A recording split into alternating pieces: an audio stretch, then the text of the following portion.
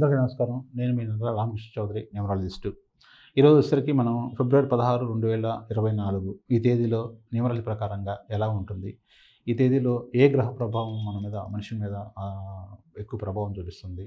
ఏ ఏ తేదీలు వాళ్ళకి అనుకూలంగా ఉంటుంది? ఏ ఏ తేదీలు వాళ్ళకి, ఏ డెస్టినీ నెంబర్ ఉన్న వాళ్ళకి ప్రతికూలంగా ఉంటుందనేది ఒకసారి మనం తెలుసుకుందాం. ఈరోజు వచ్చేసరికి మనకి కేతు, శని ప్రభావం అధికంగా ఉంటుందన్నమాట.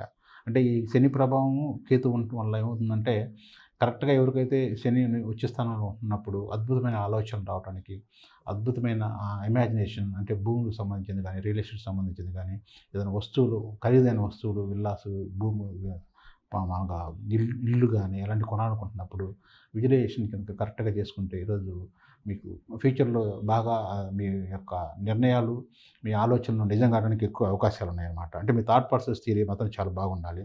మెడికల్‌కి సంబంధించిన విషయాల్లో కూడా ఈరోజు చాలా బాగుంటుంది.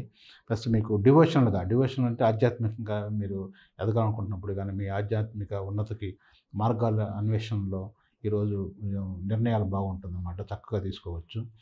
ఇకపోతే మీకు రిలేషన్స్ వచ్చే సంబంధం చాలా జాగ్రత్తగా ఉండాలి. ఎందుకంటే కోపం ఎక్కువగా ఉంటుంది.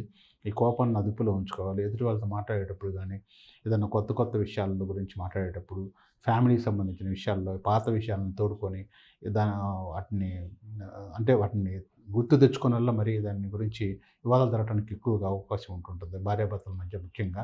కాబట్టి ఈ విషయాల్లో మాత్రం కొంచెం జాగ్రత్తగా ఉండండి. ప్లస్ న్యాయపరమైన చిక్కులు గనుక మీకు ఎప్పటి నుంచి గనుక ఉండి ఏదన్నా కోర్టుకు సంబంధించిన ఆస్తులు గానీ, భూములు గానీ, లేదా ఏదన్నా రిలేషన్‌కి సంబంధించిన వాటిల్లో న్యాయపరమైన చిక్కులు గనుక ఉంటే, ఈరోజు మీకు వాటిని సులువుగా పరిష్కారం చేసుకోవటానికి ముందుకెళ్ళొచ్చు మీరు. ప్రయత్నాలు చేయండి.